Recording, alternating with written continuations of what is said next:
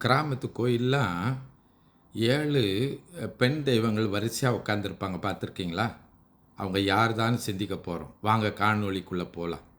தென்னாடுடைய சிவனே போற்றி, எந்நாட்டவருக்கும் இறைவா போற்றி. அனைவருக்கும் வணக்கம். இந்த காணொளியில சாக்த அடிப்படையிலும், மரபு அடிப்படையிலும், அதாவது சாக்த வழிபாடு என்பது ஆதிசக்தியை பரம்பொருளாகவும், அந்த ஆதிசக்தியினுடைய இதர வடிவங்களாகவும் சக்தியை வழிபடுகின்ற அந்த வழிபாட்டு முறையினை நாம் சாக்த வழிபாடு என்று சொல்கின்றோம். மரபு வழிபாடு என்பது கிராமத்து மக்கள் அல்லது நாட்டார் வழக்கத்தில் பழக்க அடிப்படையில் வழிபாடு பண்ணக்கூடிய காவல் தெய்வங்களாக வழிபாடு பண்ணக்கூடிய ஊர் தெய்வங்களாக வழிபாடு பண்ணக்கூடிய வழிபாட்டினை நாம் மரபு வழிபாடு என்று சொல்கின்றோம். இந்த சாக்த வழிபாடும் மரபு வழிபாடும் கலந்த ஒன்றுதான் இந்த சப்த மாதர் வழிபாடு என்று நாம் சொல்கின்றோம். இந்த சப்த மாதர் வழிபாடை தான் நாம் சப்த கன்னியர் வழிபாடு என்று சொல்கின்றோம். இந்த கிராமத்து கோயிலில் பார்த்திங்கன்னா சப்தம் என்று சொன்னால், சப்த என்று சொன்னால் 7 என்று பொருள். 7 கன்னியர்கள் வரிசையாக உட்கார்ந்துருப்பாங்க. கிராமத்து கோயிலெலாம் இது இருக்கும். மலேசியாவில் அது அவ்வளோவா இல்லை. தமிழ்நாட்டில் இந்த சப்த கன்னியர்கள் கோயில் இருக்கும். சில வேளையில் அந்த சப்த கன்னியருக்கு முன்னாடி விநாயகரும் அதுக்கு பின்னால் நந்தியம்பெருமான் காவலாக இருப்பதாகவும், சில வேளையில் ஐயனார் போன்றவர்கள் காவலாக போடப்பட்டிருப்பதையும் பார்க்கலாம். இப்போ இந்த சப்த கன்னியர்கள் யார் என்பதை பற்றி தான் சிந்திக்க போகிறோம். ஏன் அந்த வழிபாடு நம்முடைய தமிழர் பண்பாட்டுக்குள்ளே வந்ததுன்னு பார்க்க போகிறோம். இதற்கு முன்னால் உள்ள காணொளியில் வேதவியாசர் எழுதிய இந்த தேவி மகாமித்யம் அல்லது தேவி பாகவதம் என்கின்ற நூல்களில் இந்த ஆதிசக்தியை பற்றி அல்லது சாக்த வழிபாட்டை பற்றி முதன்மைப்படுத்தி சொல்லப்பட்டிருக்கின்றது என்று பார்த்தோம். அப்படி பார்க்கின்ற போது அந்த கடவுள்கள், அதாவது தேவியினிட இந்த ஆதிசக்தியிலிருந்து தோன்றியவர்களாக சொல்லப்படுகின்ற சிவன், திருமால், பிரம்மன், முருகன், இன்னும் இந்திரன் போன்ற கடவுள்களை ஆதிசக்தி தான் தோற்றுவித்ததாகவும், அந்த ஆதிசக்தியினுடைய மற்ற வடிவங்கள் தான் அந்த ஆதிசக்தி தோற்றுவித்த கடவுளுடைய சக்தியாகவும் சொல்லப்பட்டிருக்கின்றது.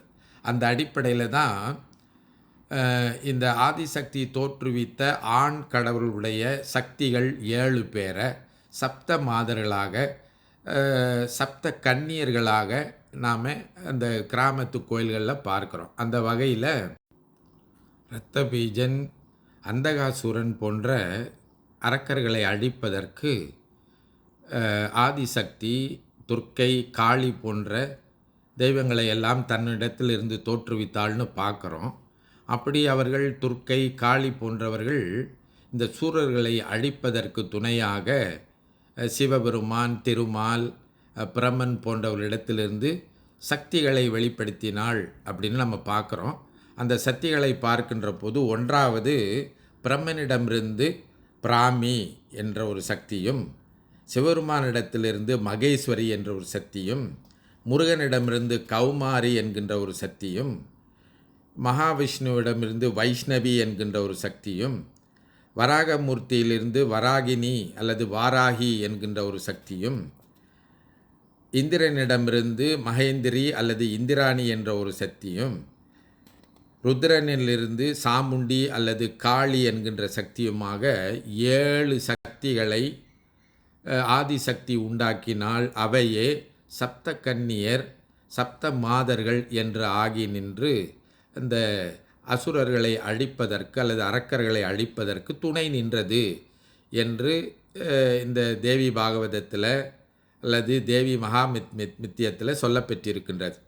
இப்படி இந்த வரலாறாகப்பட்டது, இந்த புராண செய்தியாகப்பட்டது மக்களிடத்திலே பரவ தமிழ்நாட்டிலே வழிபாடு செய்து கொண்டிருந்த சிவ வழிபாட்டுக்காரர்கள், முருக வழிபாட்டுக்காரர்கள் என்ன செய்தார்கள்? அவரிடத்தில் இருந்த வழிபாட்டு முறையையும், அடுத்து வடநாட்டிலிருந்து வந்த இந்த சாக்த வழிபாட்டு முறையும் ஒன்றிணைத்து இந்த தேவியர்கள் எல்லாம் குறிப்பாக பெண் தெய்வங்கள் காவல் தெய்வங்களாக இருந்து ஆதிசக்தியினுடைய வழித்தோன்றல்களாக இருந்து தங்களை காப்பாற்ற வேண்டும் என்று இந்த 7 தேவியர்களை, சப்த கன்னியர்களை, சப்த மாதர்களை அவளுடைய கோயில்களிலே அமைத்தார்கள். குறிப்பாக இந்த சப்த கன்னியர்களுக்கு தனியாக கோயில் என்பது மற்ற கடவுள்களுக்கு அமைப்பது போன்று ஒரு கோபுரமோ அல்லது கோயிலோ கிடையாது. வழக்கமாக இந்த சப்த கன்னியர்கள் திறந்த வெளியில் மரத்தடியிலேயோ அல்லது பாறைகளுக்கு மேலேயோ இப்படி திறந்த வெளியில் கூரை இல்லாமல் அமைக்கப்படுவார்கள். இந்த சப்த கன்னியர்கள் காடு, ஆத்தங்கரை, குளக்கரை, ஏரிக்கரை, அரசமரத்தடி போன்ற நீர்நிலைகளுக்கு அருகில் நிழற்பாங்கான இடங்களில் இவர்கள் திறந்த வெளியில் இந்த 7 சப்த கன்னியர்களும் இருப்பார்கள். வீரபத்திரரும் சில வேளையில் அவர்களுக்கு துணையாக இருப்பார், சில வேளையில் விநாயகரும் இருப்பார். எனவே இந்த சப்த கன்னியர் வழிபாடு என்பது தமிழரிடத்திலே இருந்த இந்த சைவ வழிபாட்டோடு கலந்த ஒரு சாக்த வழிபாடாக காணப்படுகின்றது என்று கூறலாம். இது தவிர இந்த சப்த கன்னியர்கள் காவல் தெய்வங்களாகவே, இப்போ மற்ற காவல் தெய்வங்கள் இருப்பதை போன்று காவல் தெய்வங்களாக, எல்லை தெய்வங்களாகவே பெரிதும் வழிபடப்பட்டு வருகின்றன. இந்த தெய்வங்களை, சப்த கன்னியர்களை வழிபடுவதனால அவர்களுக்கு இந்த தாலி நிலைப்பது என்கின்ற ஒன்று, குழந்தை வரம் வேண்டுவது, அடுத்து பிறந்த குழந்தைகள் எந்த நோய் நொடியும் இல்லாமல் இருக்க வேண்டும் என்று வேண்டுவது என்றுதான் இந்த சப்த கன்னியர்கள் வணங்கப்படுகின்றார்கள். இவர்களை சில வேளையில் குலதெய்வமாகவும் கருதப்படுகின்றார்கள், காவல் தெய்வமாகவும் கருதப்படுகின்றார்கள்.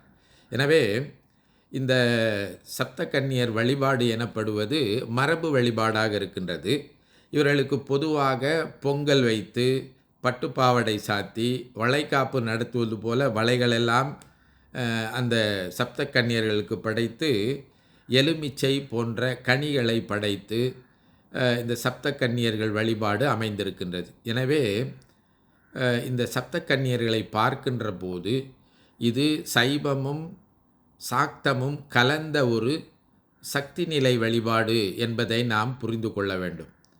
இந்த கோயிலுக்கு போகின்ற போது, இந்த சப்த கன்னியர்களை பார்க்கின்ற போது எதற்காக இப்படி ஒரு வழிபாடு வைத்திருக்கின்றார்கள் என்கின்ற தெளிவை பெற வேண்டும் என்பதற்காகத்தான் இந்த சப்த கன்னியர் வழிபாடை பற்றி இங்கு இந்த காணொளியில் உங்களுக்கு பதிவிட்டு இருக்கின்றேன்.